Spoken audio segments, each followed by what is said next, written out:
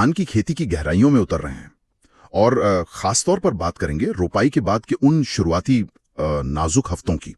हमारे पास कुछ जानकारी है धान की फसल रोपाई के बाद उन्नत खेती से। तो आज चर्चा रहेगी।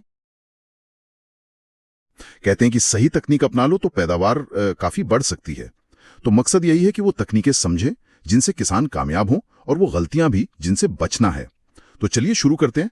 रोपाई के 15 दिन बाद धान की फसल एक बहुत ही अहम मोड़ पर होती है ना? बिल्कुल बिल्कुल सही कहा आपने। ये वो समय है जब जड़ें जम रही होती हैं और कल्ले मतलब पौधे की नई शाखाएं वो निकलना शुरू होती हैं।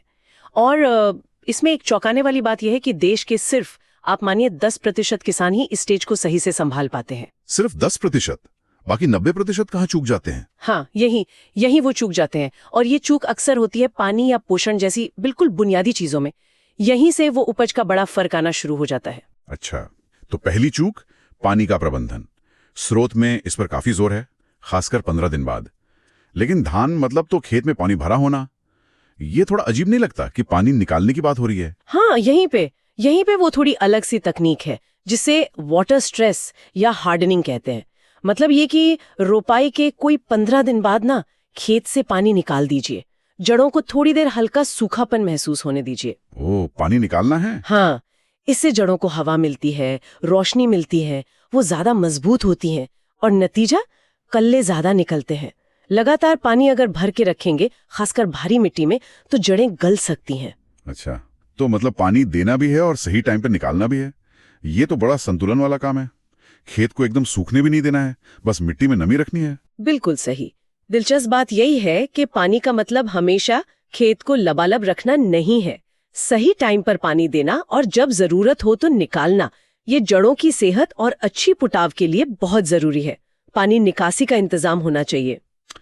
ठीक है, पानी वाला संतुलन समझ गया। इसके बाद आता है खरपतवार और पोषण। खरपतवार तो खैर दुश्मन है ही, वो तो पौधे का खाना छीन लेते हैं। निश्चित रूप से उनको तो उगते ही कंट्रोल करना जरूरी है, चाहे दवाई से करें या हाथ से निकालें।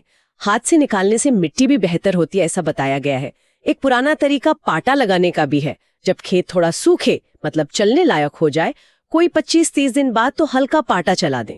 उससे कल्लों की बढ़त अच्छी होती है नेचुरली। और पोषण 15 दिन पे एक न्यूट्रिशन बूस्टर की बात है। ये तो फसल के लिए एक तरह से पावर अप जैसा लग रहा है। क्या है इसमें? हाँ, इसमें मुख्य रूप से 4 चीजें हैं। पहला तो नाइट्रोजन के लिए यूरिया करीब 20-25 किलो प्रति एकड़। दूसरा फॉस्फोरस जैसे DAP या NPK या SSP। लेकिन हाँ, ध्यान ये रखना है कि अगर ये रुपाई के समय दिया है तो अब नहीं देना है। अच्छा, दोबारा नहीं, ठीक है। तीसरा है पोटाश, कोई 10-15 किलो प्रति एकड़। इसे भी एडजस्ट करना होता है कि रोपाई के टाइम कितना दिया था। कुल मिलाकर 25-30 किलो काफी है। और चौथा जो बहुत जरूरी है वो है जिंक। ये सल्फेट वाला भी आता है, चिलेटेड भी आता है। हाँ, जिंक, इस पर तो काफी जोर दिया गया है। इसे कैसे देना है? और वो एक चेतावनी भी थी कि जिंक सल्फेट को फास्फोरस वाले खादों के साथ ना मिलाएं। क्यों बे? हाँ, जिंक को स्प्रे कर सकते हैं पत्तों पर, या फिर रेत या सूखी मिट्टी या यूरिया में मिलाकर छिड़क सकते हैं। और फास्फोरस के साथ ना मिलाने वाली बात इसलिए जरूरी है क्योंकि जिंक सल्फेट और फास्फोरस ये मिलकर जिंक फॉस्फेट बना सकते हैं और ये पानी में घुलता नहीं है, मतलब पौधा इसे ले नहीं पाता, तो दोनों का असर कम हो जाता है। ओह, ये बात है। कल्ले बढ़ाने और हरापन लाने में मदद करते हैं ये। वाकई ये पोषक तत्वों का मिश्रण तो जरूरी है, लेकिन सही मात्रा, सही टाइम और सही तरीका बहुत जरूरी है। जी, खासकर जिंक और फास्फोरस का ध्यान रखना होगा। अच्छा, अब आखिर में बात करते हैं रोगों और कीटों से बचाव की। ये 15 से 35 दिन का फेज इसके लिए भी खतरनाक है। जी हाँ, बिल्कुल। इस दौरान बैक्टीरिया लीफ ब्लाइट, ब्लास्ट, शीत ब्लाइट जैसी बीमारियां और कीट जैसे भूरा फुदका, तना छेदक, पत्ती लपेटक, ये सब नुकसान पहुंचा सकते हैं। यहाँ सबसे जरूरी बात है बचाव। मतलब समस्या आने का इंतजार न करें, उसे रोकें। और बचाव के तरीके क्या वो भी इन्हीं चीजों से जुड़े हैं जिनकी हमने बात की? पानी, पोषण वगैरह? हाँ, काफी हद तक।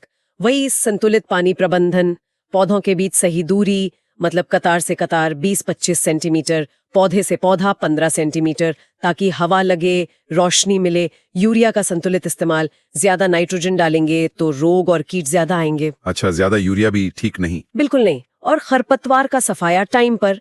और सबसे जरूरी, खेत का चक्कर लगाते रहना। हफ्ते में कम से कम 2 बार देखना कि कहीं कोई बीमारी या कीड़ा दिख तो नहीं रहा। लक्षण दिखते ही फौरन एक्शन लेना। और फिर से जिंक ये रोगों से लड़ने में भी मदद करता है। बिल्कुल, जिंक पौधे की अपनी रोग प्रतिरोधक क्षमता बढ़ाता है। देखिए, मुद्दा सिर्फ फसल उगाना नहीं है, उसे बचाना भी है।